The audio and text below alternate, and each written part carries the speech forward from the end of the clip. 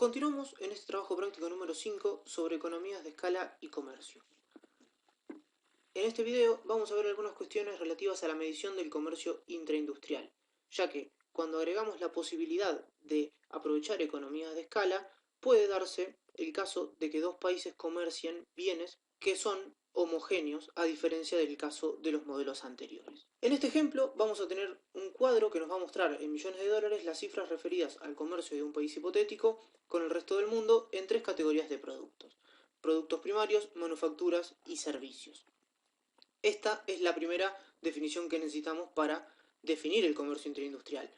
¿Cuáles van a ser las agrupaciones que hagamos de productos para considerarlos homogéneos? Para medir este tipo de comercio se ha desarrollado lo que se conoce como el índice de Gruber y Lloyd, que es el que aparece en esa ecuación. Como esta expresión puede parecer un poco árida, yo prefiero verla en la forma en que la presenta Salvatore, que es el índice que aparece ahí abajo, que si se fijan y hacen el despeje verán que son fórmulas totalmente equivalentes. Es la misma manera de expresar lo mismo. Para construir este índice vamos a necesitar solamente dos conceptos. Primero, el que aparece en el denominador, que es la suma de importaciones y exportaciones, que nos va a decir cuánto suma el comercio en el bien o sector I para esta economía. Por otro lado, vamos a ver lo que aparece en el numerador, que es justamente la diferencia entre las importaciones y las exportaciones en el bien o sector I para este país. Importante notar que este último componente aparece entre valores absolutos y ya vamos a ver por qué. Para interpretar este índice y ver qué significan sus valores, vamos a volver al ejemplo de Inglaterra y Portugal en el modelo ricardiano para entender un poco mejor cómo está construido este índice.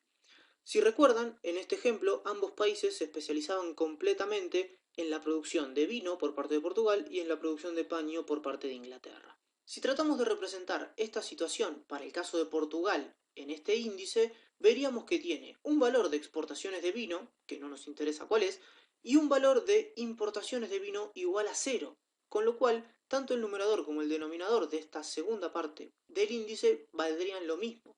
Su coeficiente va a ser igual a 1, por lo cual todo el índice va a valer 0. Por otro lado, si hacemos lo mismo para el caso de Portugal con respecto al paño, veríamos que sus exportaciones de paño ahora valen 0, mientras que sus importaciones tendrían algún valor, por ejemplo, digamos 50.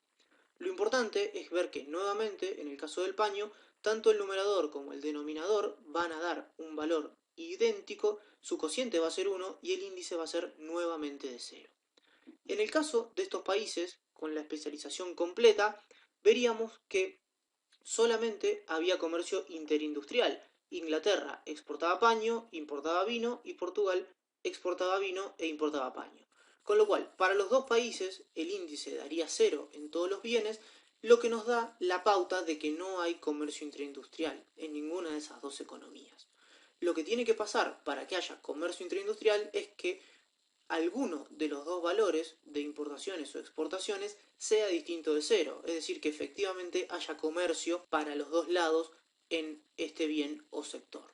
Vemos entonces que a partir de este valor, cuanto mayor sea el valor del índice, mayor comercio intraindustrial va a haber en esta economía o en este sector. El mayor valor posible de este índice va a ser igual a 1, y eso nos va a decir que el comercio intraindustrial es el máximo posible, porque este cociente entre diferencia de exportaciones e importaciones con respecto a la suma tiene que ser igual a 0. Y eso es en el caso en el que las exportaciones valen lo mismo que las importaciones en un determinado bien o sector. En otras palabras, se exporta exactamente el mismo valor que se importa en un determinado bien o servicio.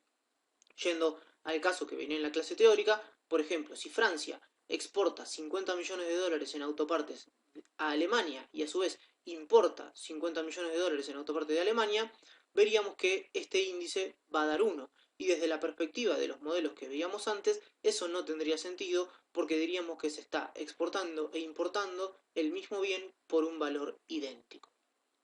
Una cosa importante que hay que remarcar en este índice es el uso de valores absolutos en esta diferencia de importaciones y exportaciones. Esto se usa para evitar que el déficit comercial, es decir, que las importaciones mayores a las exportaciones, nos lleven el índice a un valor más allá del 1. Lo que nos interesa en este índice es medir cuánto vale esa diferencia y no si es a favor de las exportaciones o de las importaciones. Entonces, este valor absoluto nos asegura que este numerador siempre sea positivo y podamos restar el cociente de ese valor inicial de 1. Para desarrollar este ejemplo numérico, entonces, vamos a expandir la tabla que teníamos con estas tres columnas, donde vemos, por un lado, la suma de importaciones y exportaciones, por otro lado, la diferencia en valor absoluto y una última columna para calcular el índice.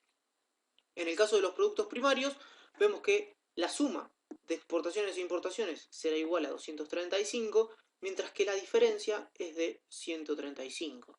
Si calculamos el índice con estos valores, veremos que en los productos primarios el nivel de comercio interindustrial es de 0,42. Este valor por sí solo no nos dice mucho, sino que va a ser mucho más útil cuando lo podamos comparar con el resto de sectores y con la economía en su conjunto. Si repetimos el ejercicio para el caso de manufacturas, veremos que a partir de estos valores nos da un valor del índice de 0,69. Ahora sí, podemos decir que las manufacturas tienen un nivel de comercio interindustrial más alto que los productos primarios, y eso viene porque si nos fijamos en los valores originales de la tabla, el valor de exportaciones con respecto al de importaciones está bastante más equilibrado en este sector con respecto a los productos primarios. Fíjense que esta economía casi que no exporta productos primarios al resto del mundo, mientras que su nivel de importaciones es bastante más alto.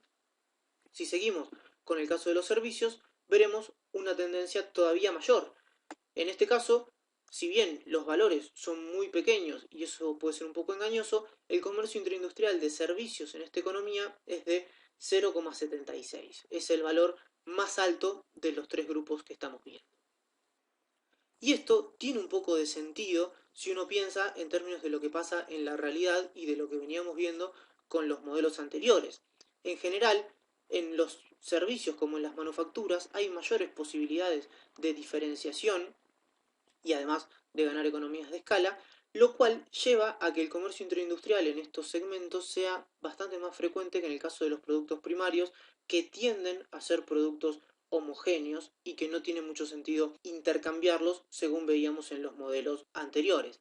Esto no significa que todos los productos primarios sean homogéneos, porque de hecho no lo son, pero la idea intuitiva es que no tiene sentido exportar trigo para importar trigo cuando son bienes que en general no tienen mayores diferencias, pero sí puede tener sentido exportar autos chicos para importar autos grandes o vender servicios de ingeniería para importar, por ejemplo, servicios de contabilidad o administración. Para el caso del total de la economía, hacemos lo mismo. La única diferencia que hay que tener en cuenta es que para calcular bien el índice no podemos hacer lo mismo que veníamos haciendo en cada uno de los sectores. Si se fijan, verán que la suma de importaciones y exportaciones da 790, pero si hacemos la diferencia entre los montos totales nos va a dar una diferencia muy chiquitita, de 30. Y si calculan ese índice, les va a dar que el total de la economía está con un nivel de comercio interindustrial altísimo y el índice da muy cerca de 1. Acá, más allá de los temas matemáticos, debería uno preguntarse si tiene sentido que el total de la economía tenga un nivel de comercio interindustrial tan alto cuando estamos viendo que por niveles desagregados estos valores no son tan altos como de 0,96.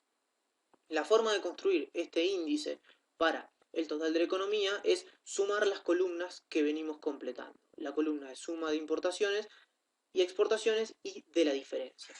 En el primer caso van a ver que la suma da lo mismo, da 790 que si lo hubiéramos hecho con los datos originales. Pero las diferencias entre cada uno de los sectores en términos de exportaciones menos importaciones nos da una diferencia total de 300 que sale de sumar 135 más 150 más 15.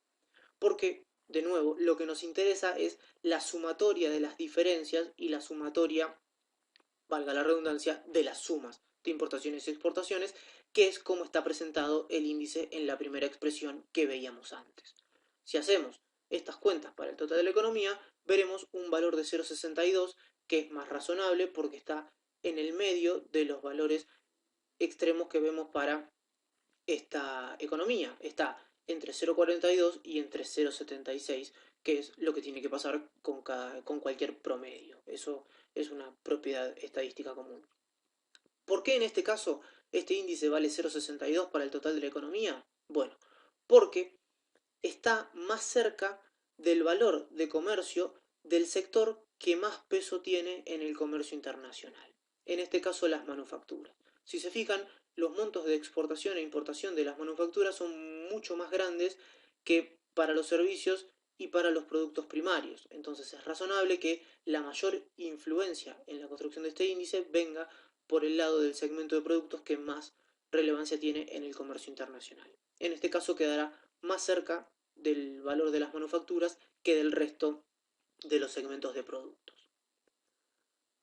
Otra pregunta que nos hacen es si hubiéramos obtenido resultados diferentes si intercambiábamos las cifras de exportaciones por las de importaciones, y es lo que comentábamos sobre el uso de los valores absolutos. Como decíamos, el uso de valores absolutos nos permite acotar los valores de este índice entre 0 y 1 para que tenga algún sentido su interpretación. Lo que nos interesa es la diferencia entre monto de exportaciones y de importaciones, y no si juegan a favor o en contra de la balanza comercial de este país.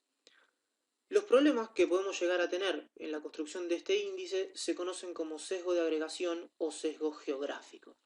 El primero ocurre cuando se agrupan subsectores que son aparentemente homogéneos pero que tienen saldos comerciales opuestos. ¿Qué quiere decir esto?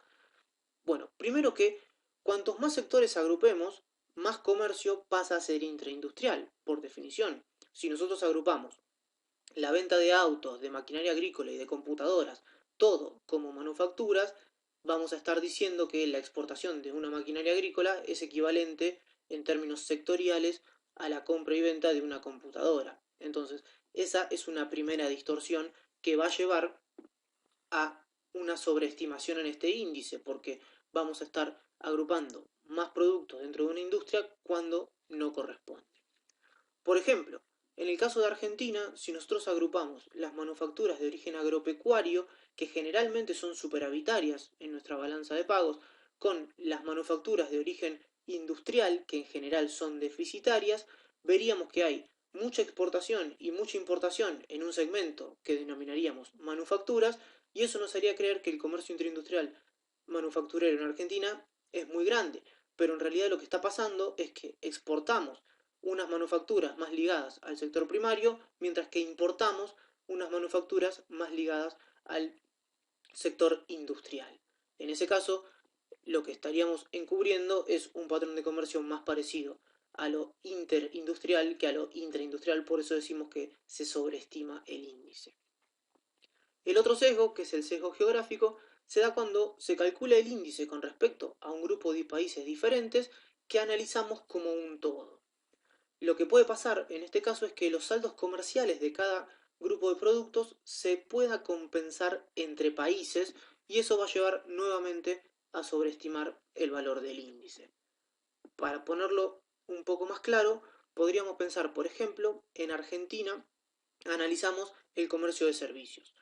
Por un lado con Brasil y por otro con la Unión Europea. Podemos pensar que nosotros exportamos muchos servicios a Brasil y no importamos servicios de este país, y con la Unión Europea pasa lo contrario, importamos muchos servicios de la Unión Europea pero no le exportamos ningún servicio. Si nosotros tomamos estos valores y los agrupamos sin hacer esta distinción, veríamos que Argentina tiene mucho comercio de servicios, tanto de exportaciones como importaciones, y diríamos que en este segmento hay mucho comercio intraindustrial, pero de vuelta estaría pasando que el patrón es más parecido al comercio interindustrial, porque solo exportamos a un país y solo importamos de un país, de la misma forma que pasaba con el caso de Portugal y de Inglaterra.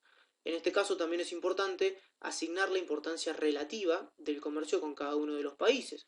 No es lo mismo el peso que van a tener las exportaciones o el comercio internacional, más generalmente con Brasil, que con países que no tienen tanta relevancia comercial.